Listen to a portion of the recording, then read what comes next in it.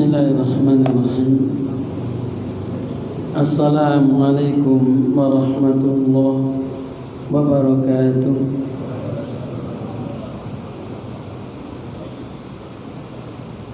Alhamdulillahi rabbil alamin. Wassalatu wassalamu ala asrafil anbiya wal mursalin wa ala alihi wa sahbihi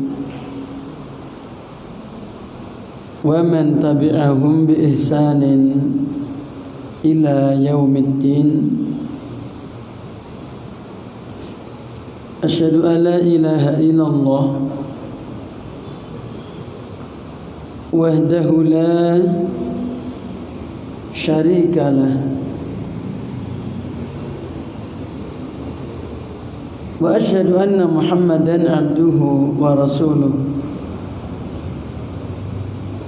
Sallallahu ala nabiyina Muhammadin wa ala alihi wa sahbihi wa man tabi'ahum bi ihsanin ila yaumiddin, amma ba'du.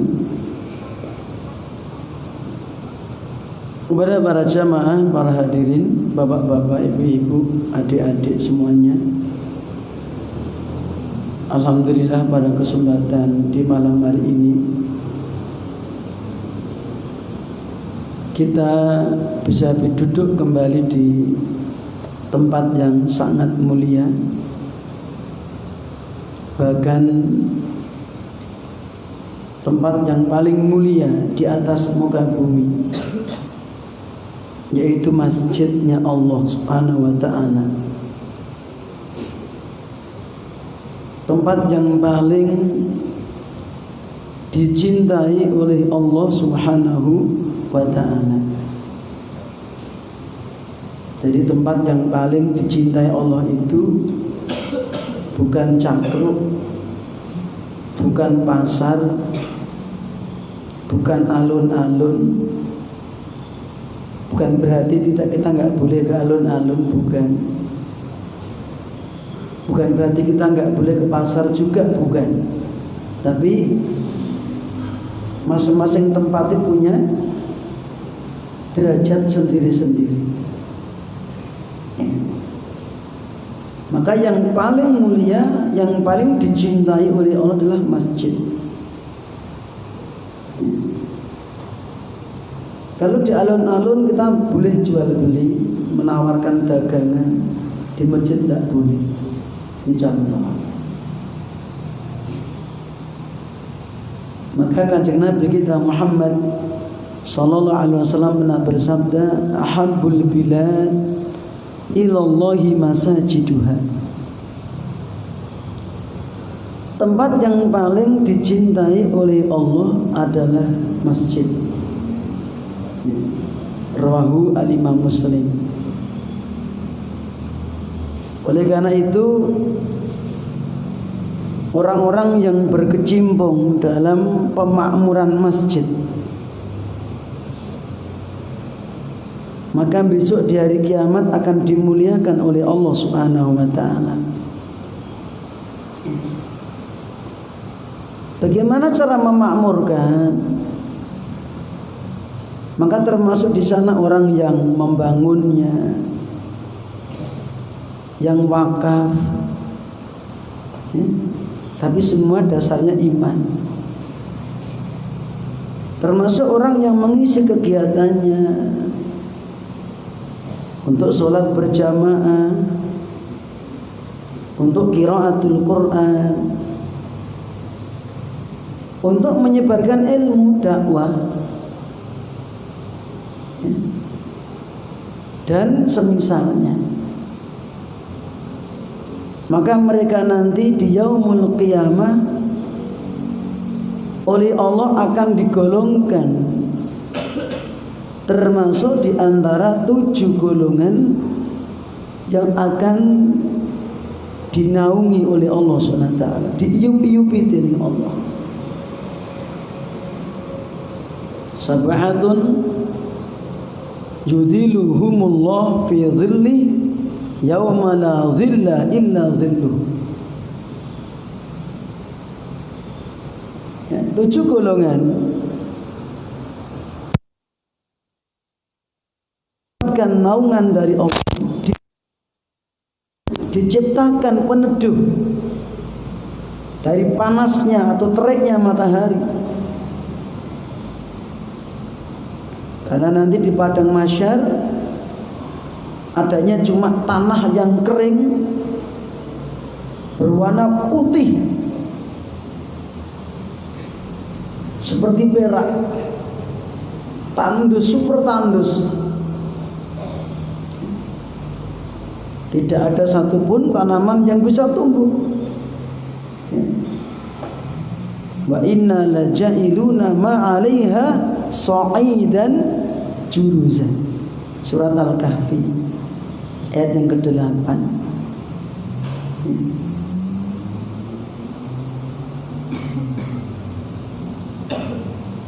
Dan kami jadikan apa saja yang di atas muka bumi sa'idan, apa itu? Rata.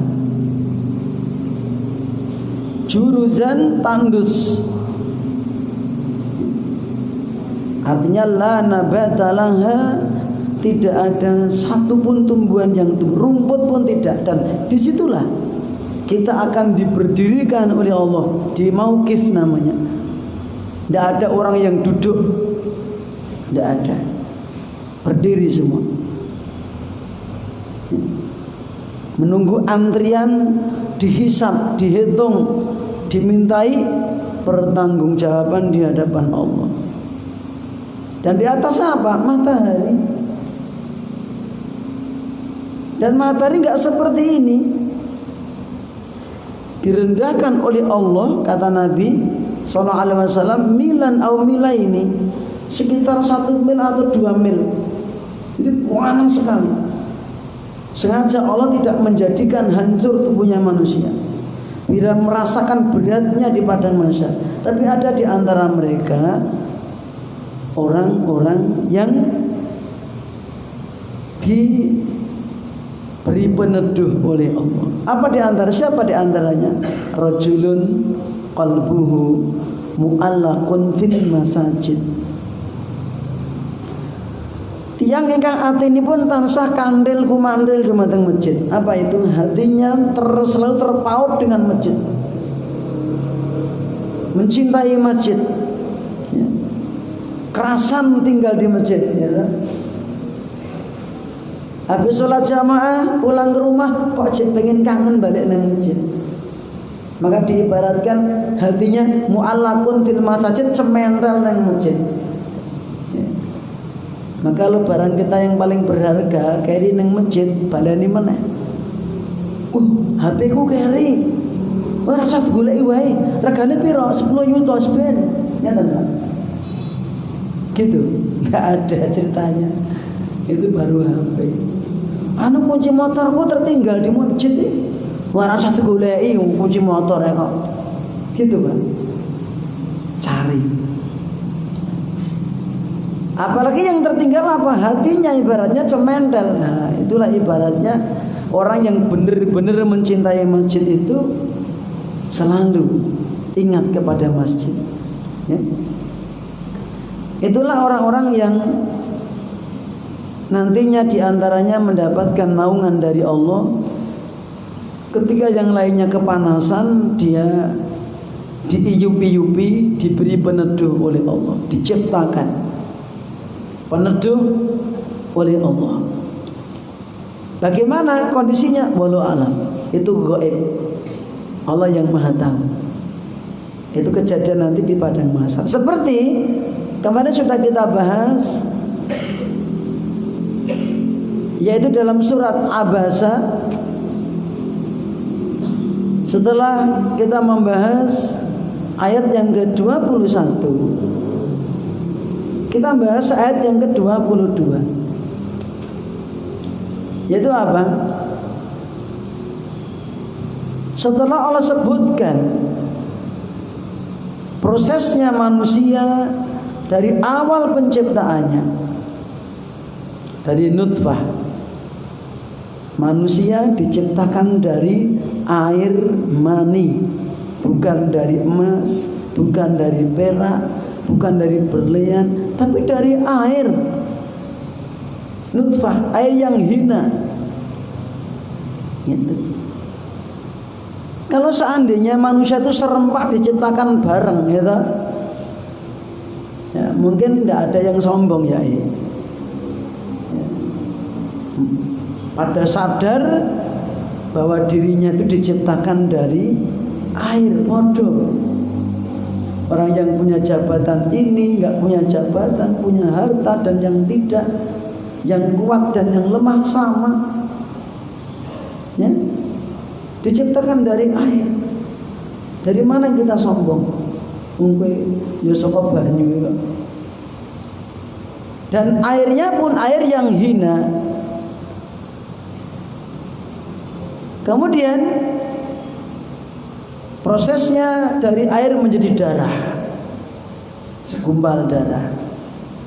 Kemudian menjadi sekerat daging.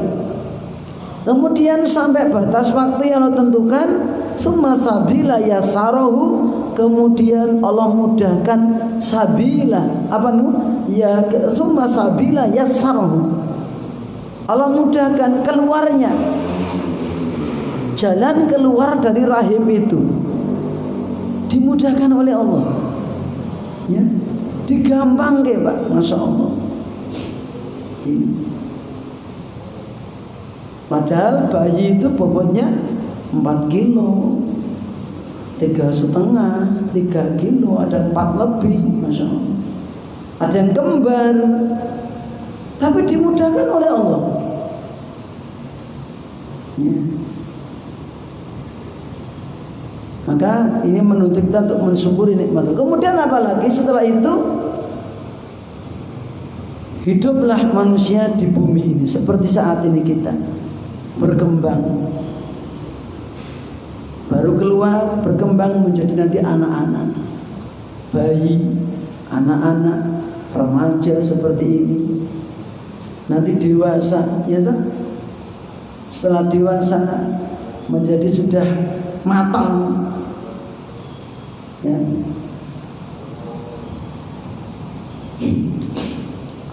Nikah, punya anak,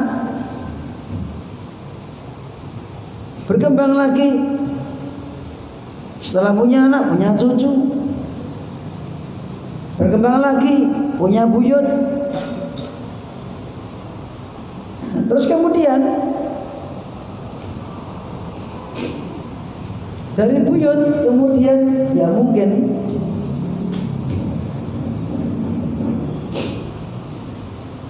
mati, ya, meninggal dunia. Itulah diantara prosesnya. Kemarin kita bahas, yaitu apa? Summa amatahu fa akbarah. Kemudian Allah matikan, karena Allah menentukan kematian al-insan itu. Allah matikan. Fa akbarahu, Allah masukkan ke dalam liang kubur, ya. Dengan izin Allah, manusia yang telah mati itu dikubur. Ini umumnya manusia yang mati dikubur. Dan cara penguburan ini sudah dicontohkan sejak kapan? Dulu anaknya Nabi Adam alaihi assalam. Kisah antara Qabil dan Habil. Ketika si Qabil membunuh Habil, bingung. Akhirnya diberi contoh oleh Allah ketika burung, ya, bagaimana cara mengubur temannya. Jadi pada asalnya manusia itu dikubur mati. Apa tujuannya? Untuk menutupi aurat mereka. Jadi menutupi aurat mereka.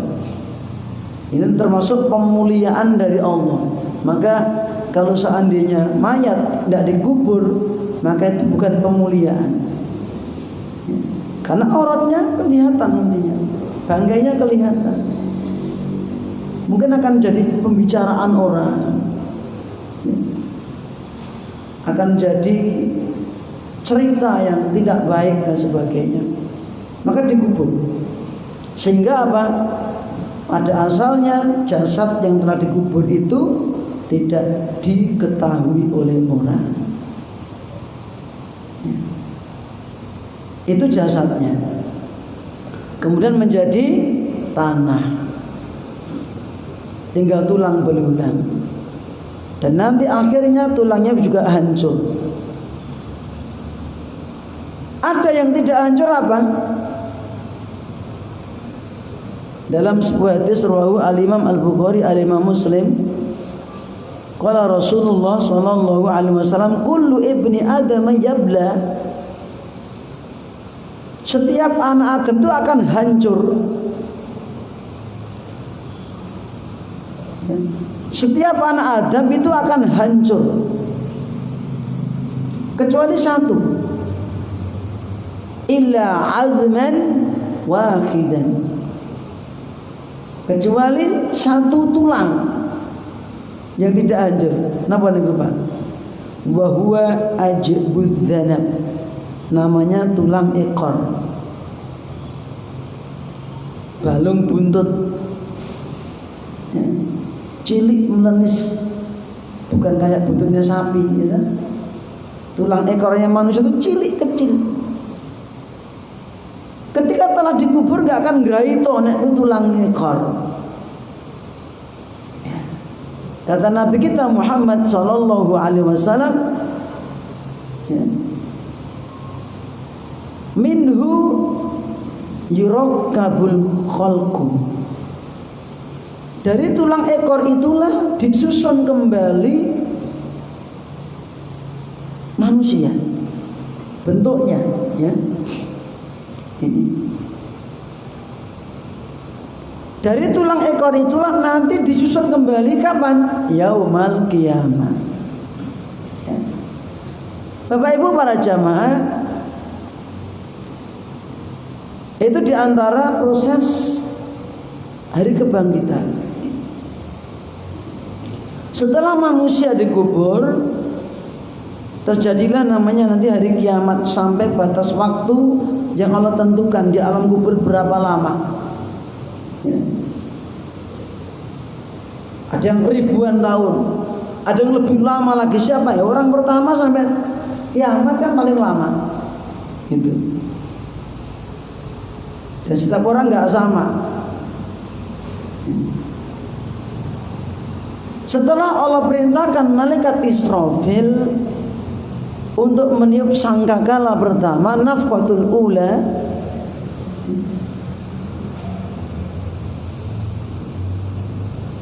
yaitu tiupan sangkakala pertama,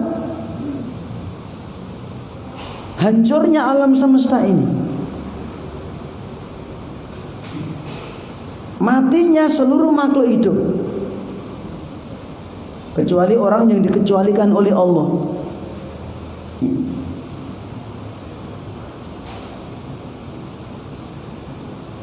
Maka manusia tinggal di alam kubur, semua akan mengalami kehidupan di alam kubur. Di sana mereka manusia akan satu, menghadapi proses imtihan.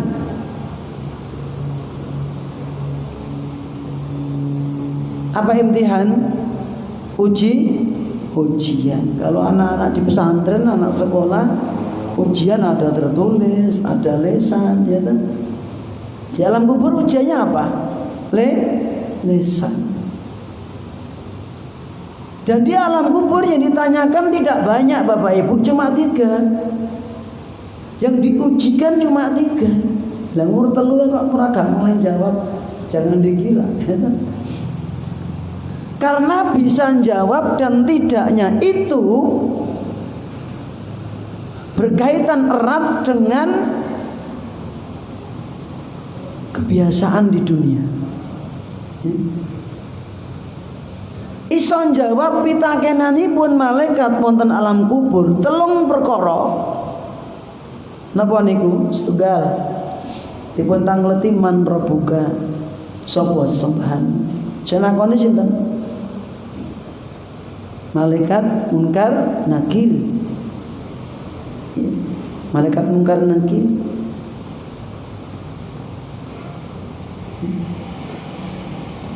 Ditanya, man rabbuka? Siapa Rabbmu? Apa Rabb itu? Tuhan. Artinya sesembahanmu sapa?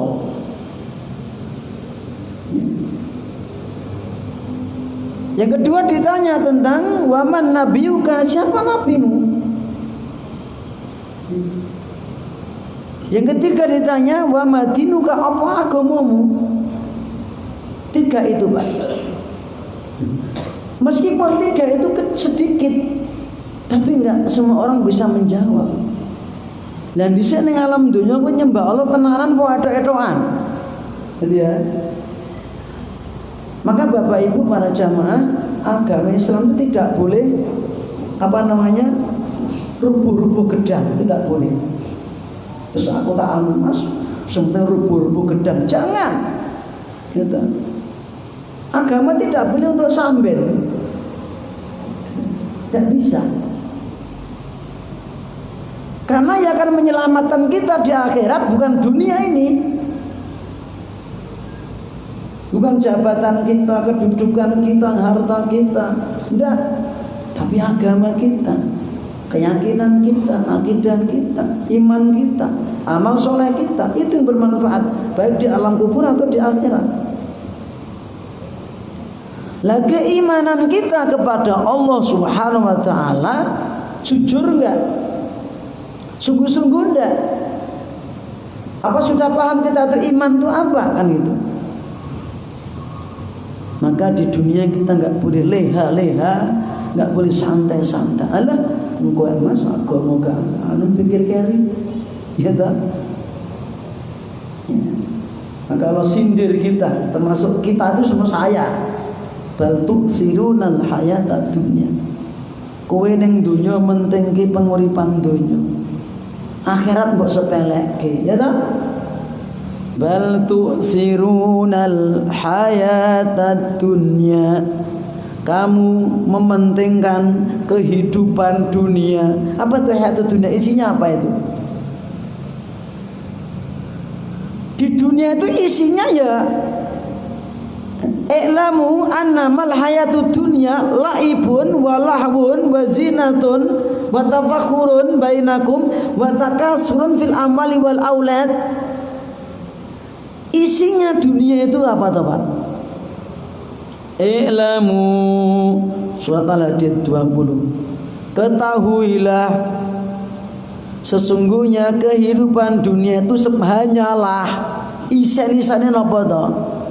Nah, kita berhenti di dunia itu, ya, berhenti pada kenikmatan dunia. Isen-isen apa toh? I'lamu annamal hayatud dunya siji laibun, permainan, ya toh? Maka orang yang mementingkan permainan itu lebih banyak, bahkan mendahulukan permainan daripada yang lainnya.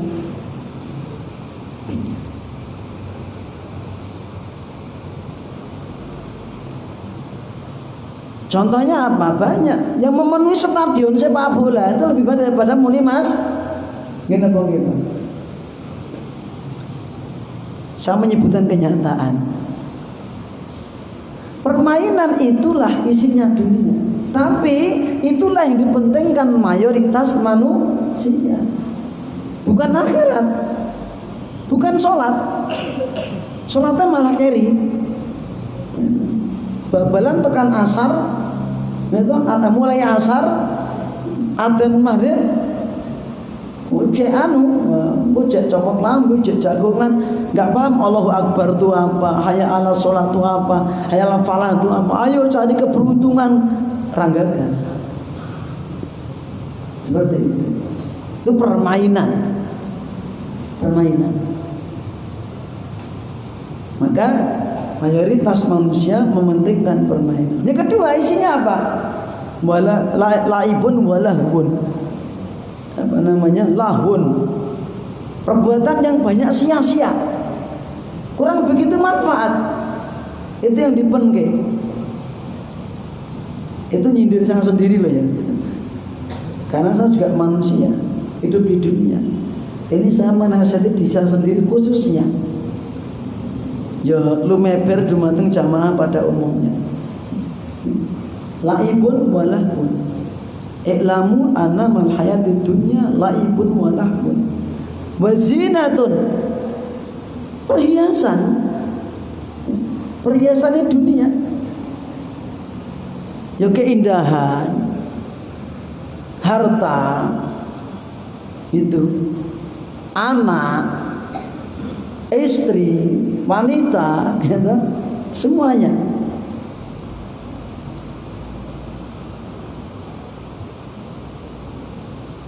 Batafakur,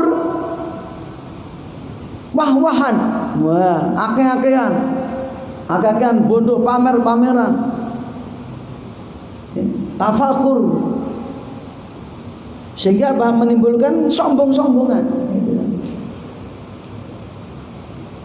Batakasur, banyak-banyakan, kayak aku, banding-bandingin dan sebagainya. Antara harta ini, harta itu sebagainya. Baik fil amwal wal aulad. Dan itulah isinya dunia. Dan mayoritas manusia mementingkan kehidupan dunia. Kenapa para jamaah? Karena mayoritas manusia tidak yakin atau kurang yakin atau lemah keyakinannya terhadap akhirat. Akhirat ki nek tenan ora to. Sopo saya sebuktake kan ngoten to. Alasane lagi pas buktake. Jadi akhirat itu tidak bisa dibuktikan sekarang. Pembuktian yang namanya akhirat itu setelah mati. Nek wis mati bakal ngerti. Kalau ingin Anda benar-benar ainul yakin, dengan mata kepala kamu lihat kehidupan akhirat nanti, mati ose. Ngeten. Karena kamu akan melihat pembukaannya akhirat. Ketika sakaratul maut bagaimana? Engkau melihat malaikat kondisinya kayak apa? Wajahnya putih apa hitam kan gitu? Silakan mati dulu. Kalau orangnya beriman, soleh, akan melihat malaikat yang bercahaya, wajahnya bercahaya, putih bersih. Kalau orangnya nggak beriman, malaikat yang datang adalah malaikat sudul wujuh, kata Nabi, berwajah hitam, serem, ngeri. Nah terus kalau kita gimana Ustaz? Nah kita tuh modalnya ilmu yakin, ilmu al-yakin, ilmu yakin. Kalla saufa ta'lamun, thumma kalla saufa ta'lamun, kalla law ta'lamuna ilmal yakin. Berhentilah kamu, sudahilah. Kalla, jangan jor-joran, jangan wah-wahan, ya, jangan tertipu dengan permainan dunia seperti itu. Kamu nanti akan tahu akibatmu, kamu nanti saufa, kata Allah, enggak sekarang, nanti. Lau ta'lamuna ilmal yakin, kalau kamu tahu dengan ilmu yakin, artinya apa? Ilmu yang berada pada hatimu. Engkau memiliki ilmu sehingga apa? Engkau jadi yakin. Bagaimana menumbuhkan ilmu yakin Bapak Ibu? Dengan membaca Al-Quran. Sesering mungkin mengkaji ayat-ayat Al-Quran untuk selalu menumbuhkan keyakinan kita. Karena setan selalu menggoda kita, memasukkan keraguan dalam hati kita. Itu setiap saat mencari kesempatan. Ya. Kalau kita nggak sesering mungkin membaca Al-Quran dengan maknanya, maka keseringan setan menguasai hati kita. Bisikan setan lebih dominan daripada apa Pak? Peringatan yang masuk dalam hati kita. Ya, maka sesering mungkin, karena setan menggoda kita itu setiap saat, ya, dan ngaji kita tidak setiap saat. Maka di rumah sesering mungkin baca Quran, baca terjemahnya nggak apa-apa. Ya. Nanti kalau nggak paham tanya Ustaz. Seperti itu. Itu sudah lumayan, dalam arti walaupun kita belum secara persis tafsirnya belum tahu detail, tinggal nanti kita mengkaji, dikaji tafsirnya. Itu cara menumbuhkan ilmu yakin. Tentunya tidak lupa kita berdoa kepada Allah, minta, ya, dikuatkan keyakinan kita. Kita minta ditambahi ilmu oleh Allah. Rabbi zidni ilma, ya Allah tambahi untukku ilmu, ya. Termasuk ilmu yakin tadi, ya.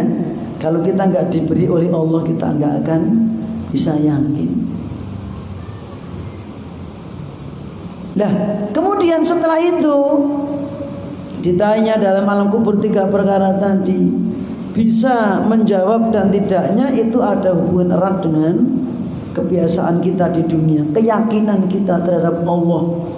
Benar-benar kita hanya beribadah kepada Allah, kita benar-benar berusaha menjadi orang yang ittiba, mengikuti Kanjeng Nabi Muhammad sallallahu alaihi wasallam, berusaha walaupun belum bisa sempurna, ya, tapi terus berusaha. Niat kita apa? Ingin mengikuti Nabi kita, ya. Itu niat kita. Karena untuk mencapai kesempurnaan nggak mungkin kita, maka harus punya niat yang lurus, tekad yang kuat, terus berjuang, berusaha.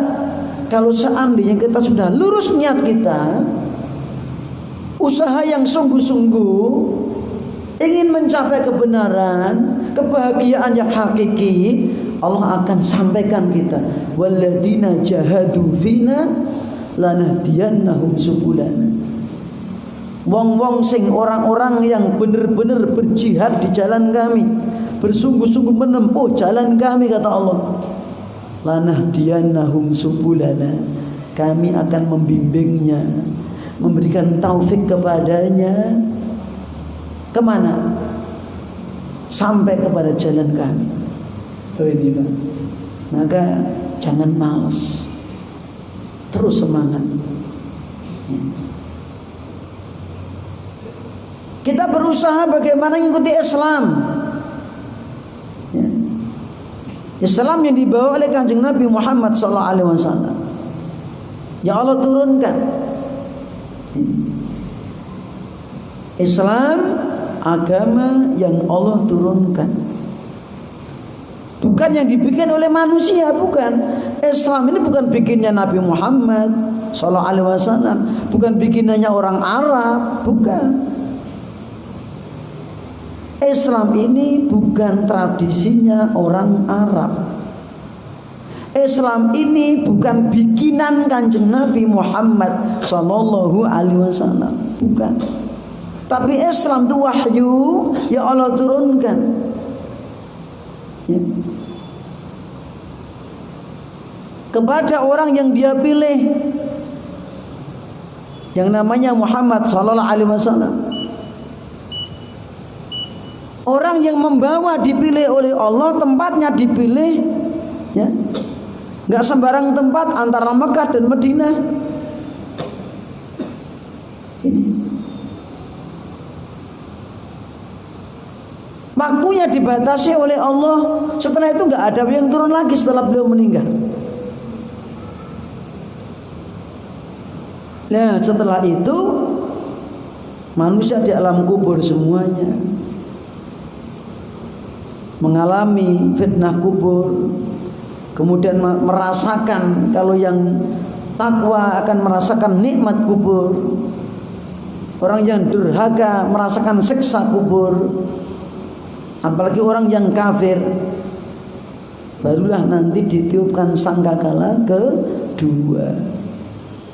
Dalam hadis yang sama rawahu al-Imam Al-Bukhari, Imam Muslim, bahwa hadis yang bersumber dari sahabat Abu Hurairah radhiyallahu anhu, bahwa Nabi kita Muhammad SAW pernah bersabda, ma bainal nafkhataini arba'una, jarak antara dua tiupan sangkakala itu 40. Kata Nabi 40. Terus para sahabat bertanya kepada Abu Hurairah, ya Abu Hurairah, arba'una yauman, apakah 40 hari Abu Hurairah? Apakah Nabi menjelaskan 40 hari? Qala fa'abaitu, aku enggak mau menjelaskan.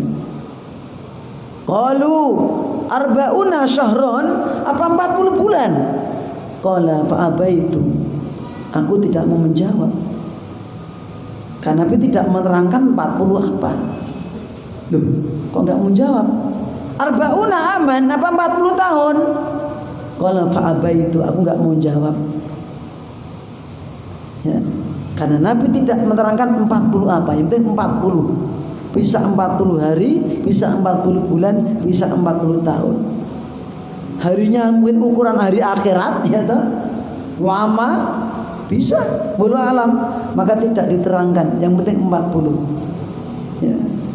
Dan kita tidak juga enggak terlalu mendalam-dalam dan enggak terlalu bertele-tele. Orang diterangkan 40 apa ki piye to? Ya terserah. Yang penting awak dekan ning alam kubur.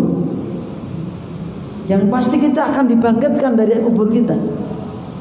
Ya kan? Setelah itu Bapak Ibu, summa idza syaa'a ansyarah, sampai batas waktu yang Allah kehendaki. Ketika Allah menghendaki waktunya, ay summa mata syaa azza wa jalla ba'asa, sampai batas waktu yang Allah kehendaki, kemudian manusia yang semua telah mati tadi apa? Ba'asahu wa ahyahu ba'da mautih. Setelah meninggal, jasadnya menjadi tanah, gitu, tulangnya jadi tanah. Allah bangkitkan kembali, Allah hidupkan kembali. Ya. Nah wis dadi balung no Mas. Nah wis ra nek wujude no Mas. Tadi masih satu melenis tulang ekor. Minhu yurattabul khalqu, kata Nabi. Dari tulang ekor yang melenis tadi disusun kembali bentuk kita. Mosok. Lah wis kaya ngono mosok dadi. Itulah kenapa Allah urutkan tadi asal usul penciptaan kita dari air. Apa kita bilang mosok? Gitu? Nyata. Dari air jadi seperti kita ini. Dari air nggak ada telinganya, nggak ada matanya, nggak ada hidungnya, nggak ada mulutnya, nggak ada tangan dan kakinya, nggak ada jantungnya, belum ada jaringan yang seperti ini. Allah wujudkan kita. Ketika nanti dimatikan kembali jadi tanah, maka yang menciptakan manusia yang sempurna seperti ini dari air yang hina, maka dia mampu alaisa biqadirin ala an yaklikal ayuh alaisa dzalika biqadirin an yuhyal mauta. Surat Al-Qiyamah ayat terakhir.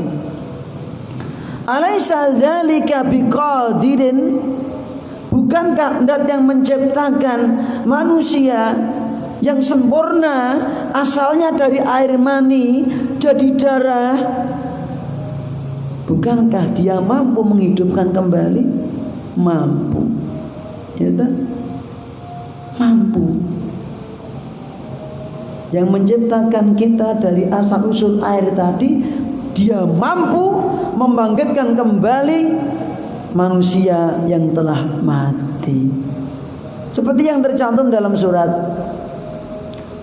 Al-Hajj ayat yang kelima. Ya ayuhan nas in kuntum fi raibim minal ba'si.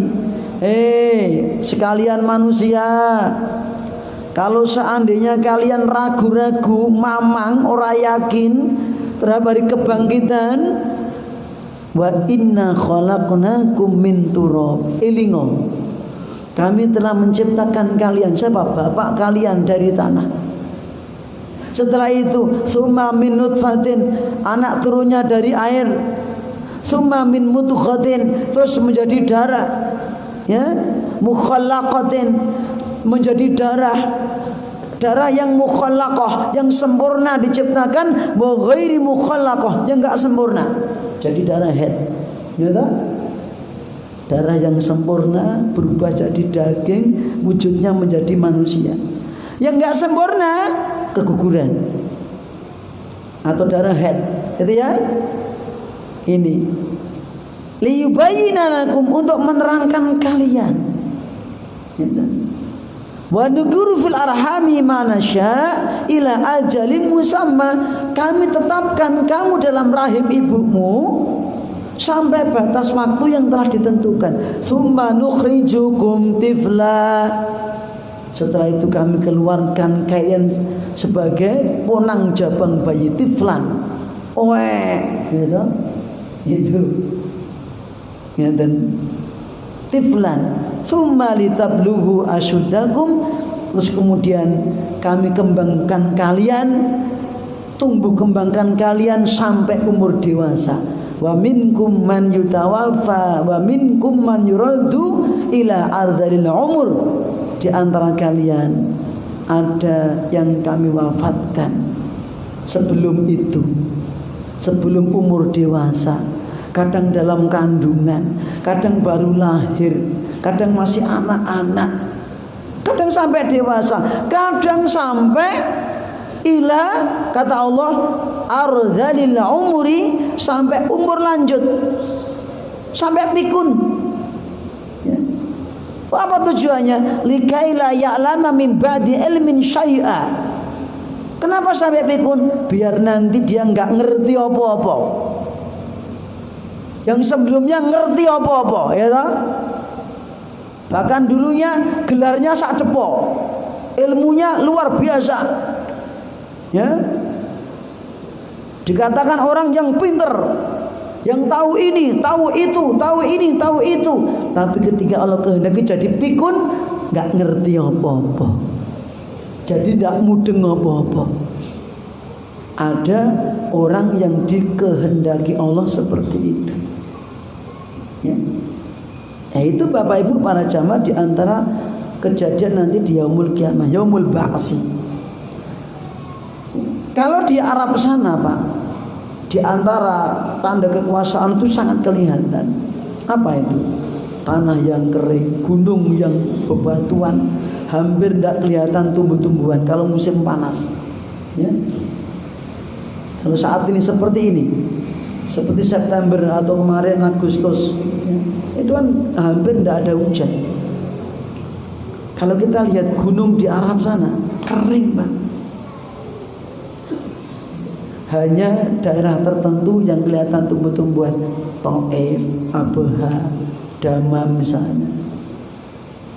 Tapi kalau musim panas dari Mekah Madinah itu, gunung kanan kiri gurun pasir, gunungnya kering kerontang. Tapi nanti kalau pas musim banyak hujan, kalau banyak sana jangan dikira seperti sini, ya toh. Sini hari-hari hujan, sana enggak. 3 hari, 4 hari, 5 hari hujan berturut-turut misalnya. Gunung yang tadinya kering kerontang itu tiba-tiba hijau, Pak. Gitu. Ya. Dan itulah tanda-tanda kekuasaan Allah menghidupkan manusia kembali. Seperti yang tercantum dalam surat Fusilat ayat yang ke-39.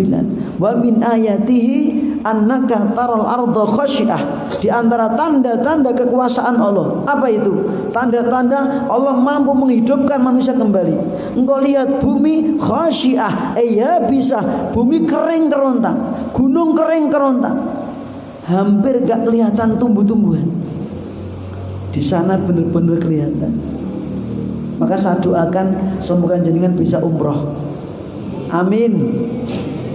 Gitu. Pengen betul. Ya. Saya doakan semoga bisa umroh 2 kali. Amin. 1 di musim panas, 2 di musim penghujan. Ya, ben ngerti apa kata saya tadi, insya Allah. Wah bener tau satu roman kayak ngomongnya. Nek musim panas, oh iya gunung kayak ngono. Pas musim hujan, banyak hujan, oh bener. Misalnya September berangkat, oh kering. Anda Desember berangkat lagi, jadi hijau ya, ya akan terpelanjat. Ini gunung ini kering loh. Ki ketok hijau, wah cedak dino kiamat iki. Belum tentu ya toh. Itu kebiasaan di Arab seperti itu. Ya. Karena gunungnya kalau musim kering itu gunungnya termasuk gurun itu kering. Fa idza anzalna 'alaihal ma'ah tazzat wa rabat. Ketika kami turunkan air hujan di atas tanah yang kering tadi, tiba-tiba tanah itu ihtazat, merekah, mekerok, gembur, warabat, kemudian subur, menumbuhkan tumbuh-tumbuhan. Jedul, makbrul, gunungnya ketok ijo gitu. Innalladzi ahyaha, dat yang menghidupkan tanah yang kering jadi hijau. La muhyil mauta, mampu menghidupkan orang yang telah mati. Tanah yang tadinya mati jadi hijau, kelihatan kehidupan, mampu menghidupkan makhluk manusia yang telah mati. Brul, ya dah? Seperti tumbuhan. Innahu ala kulli syai'in qadir. Dia Allah, zat yang maha kuasa atas segala sesuatu. Bapak Ibu para jamaah, peristiwa hari kiamat banyak, termasuk nanti ada setelah dibangkitkan, ya. Kita akan dihadapkan kepada Allah SWT. Dalam hadis Nabi kita mengatakan yu'radun nas salah sa'ardot. Manusia nanti akan dihadapkan Allah 3 kali. Ardotani, yang pertama dan kedua, kata Nabi apa? Sallallahu alaihi wasallam, al-jidalu wal ma'adzir. Kita diberi kesempatan untuk bantah-bantahan sama Allah. Kowe kon bantah, iso apa ora kowe bantah? Kira-kira bisa enggak membantah? Enggak mungkin. Yang kedua, wa ma'adzir, kita diberi kesempatan untuk mencari alasan. Dan alasanmu apa? Dah kita tidak akan bisa. Yang ketiga, wa amat salisu fa inda dzalika tatiru sukhuf, kata Nabi sallallahu alaihi wasallam. Yang ketiga, peristiwa akan terbangnya lembaran-lembaran kitab catatan amal perbuatan yang akan kita tangkap masing-masing, akan kita raih masing-masing. Ada yang meraih dengan tangan kanannya, ada yang meraih dengan tangan kirinya. Lah, kira-kira kita nanti termasuk yang mana? Itu semua berkaitan dengan kehidupan kita di dunia. Itu nggak bisa disetting, Bapak Ibu. Alah, engko tak saut tangan kanan mau wet ngeten, nggak bisa. Itu sudah serba otomatis. Ya. Itu berkaitan dengan iman kita di dunia, amal soleh kita di dunia kayak apa. Jangan berharap orang yang tidak beriman kok bisa nyaut dengan tangan kanan, nggak mungkin. Ya. Orang yang akan menerima catatan dengan tangan kanan itu alamat kebahagiaan. Fa amma man utiya kitabahu bi yamini fayaqulu ha umqra'u kitabiyah. Orang yang nanti menerima catatan dengan tangan kanan akan manggil-manggil konco-konconya, ha ta'ala welur, rene lur. Iqra'u kitabiyah, bacalah kitabku iki. Rapotku iki lho apik-apik. Pamer karo koncone, saking senenge. Lho kok iso apik-apik kabeh? Inni dzanantu anni mulakin hisabiyah. Aku dulu di dunia punya keyakinan sumben nanti aku akan berjumpa dengan perhitungan amalku. Sehingga dia di dunia benar-benar berusaha. Ya, ngeten. Ini dzanantu anni mulakin hisabiyah. Akhirnya apa? Fahuwa fi isyatir radiyah. Ditempatkan dalam kehidupan yang menyenangkan, fi jannatin 'aliyah. Ini nantinya, itu proses nantinya. Sebaliknya ada orang yang wa amma man utiya kitabu bisimali atau wara'a dhuhri. Ada orang yang menerima catatan dengan tangan kiri mereka, dari belakang punggung mereka. Mereka menyesal, fayaqulu ya laitani lam uta kitabiyah, duh celaka aku. Enda api enek aku ora diwenehke kitabku iki. Walam adri ma hisabiyah, alangkah baiknya kalau aku tidak menjumpai perhitungan amalku. Ya laitaha kanatil qadiyah, alangkah baiknya kalau seandainya kematian pemutus segala-galanya. Kata mereka. Ternyata ma'aghna anni maliyah halaka anni sultaniyah. Hartaku tidak bisa menolongku, kekuasaanku tidak bisa menolongku, ya tak? Ini untuk orang-orang yang dulu di dunia tertipu dengan harta dan jabatan, mencukupkan dengan itu tapi tidak beriman, ya tak? Rumangsane iso nulung, ya tak? Kalau orang yang beriman enggak, diberi harta, kekuasaan, dia akan tetap menjaga iman dan amal soleh. Itu diantara peristiwa. Nanti ada mizan, penimbangan amal. Amal kita ditimbang. Bahkan tidak cuma itu Bapak Ibu, fisik kita ditimbang.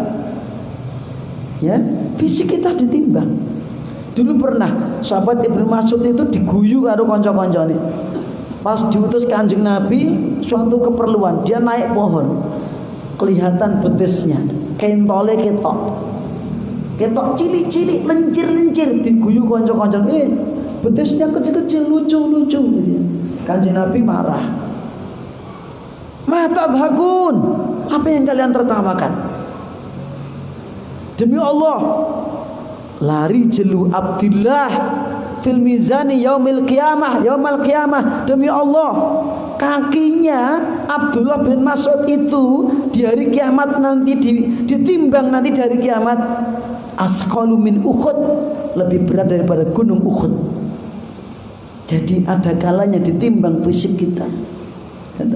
Maka nanti akan ada orang yang gemuk gede, yu'ta yaumal qiyamati rajulun saminun 'azimun, kata Nabi. Didatangkan orang yang gemuk gede, lemu ginu-ginu, ya toh? Gede dhuwur, gede itu ya. Tetapi ditimbang la yazinu janaha ba'udah, tidak lebih berat dibandingkan sayap nyamuk. Ya toh? Wonge lemu gede dhuwur raksasa ditimbang bobote orang ngungkuli sewiwi nyamuk. Tapi yang bengkreng Ibu Mas'ud tadi ditimbang bobote sikile niku ngungkuli gunung Uhud. Kenapa Pak? Kakinya dipakai untuk sholat, jalan ke tempat majelis taklim, datang ke masjid untuk kebaikan. Loh, ya toh? Yang santri-santri intak-intik dari asrama ke masjid, ya toh, ke tempat halaqah. Wah, nanti dicatat itu. Ya toh? Maka semangat. Ya. Jangan malas-malas belajar. Itu diantara peristiwa. Dan nanti setelah itu Bapak Ibu, nyebrang sirat, jembatan yang dipasang di atas neraka jahanam. Ya. Dan masing-masing kecepatan nyebrangnya sesuai dengan iman dan amal solehnya masing-masing. Ya. Untuk kelanjutannya insya Allah pertemuan akan datang kita lanjutkan, karena waktu sudah di luar sudah iqomah. Ya. Termasuk nyebrang sirat inilah nanti besok akan saya terangkan beberapa ayat yang sangat penting, bagaimana kondisi di atas sirat dan siapa saja yang nyebrang sirat itu. Apakah semua orang akan nyebrang sirat? Enggak. Orang kafir tidak akan nyebrang sirat. Nah kemana Ustadz? Diseret ke neraka langsung. Gitu. Lalu siapakah yang nyebrang sirat itu? Bagaimana kondisinya? Tunggu tanggal tayangnya, insya Allah. Atau tunggu tanggal pertemuan kita Sabtu akan datang, insya Allah. Maka jangan absen. Ini absen rugi, gitu. Ini pembahasan yang sangat penting, akidah seorang muslim tentang nanti di hari kiamat. Karena apa? Selamat tidaknya kita nyebrang sirat itu berkaitan dengan iman amal soleh kita. Maka dan kajian malam hari ini semoga bermanfaat untuk saya khususnya, untuk panjenengan pada umumnya. Semoga Allah Subhanahu wa taala menggolongkan kita termasuk di antara hamba-hamba Allah yang diselamatkan di alam kubur, di padang mahsyar, dan ketika nanti nyebrang sirat semoga Allah Subhanahu wa taala memasukkan kita dalam surganya Allah Subhanahu wa taala tanpa hisab, tanpa adab. Amin ya rabbal alamin. Wa akhiru da'wana alhamdulillahi rabbil alamin.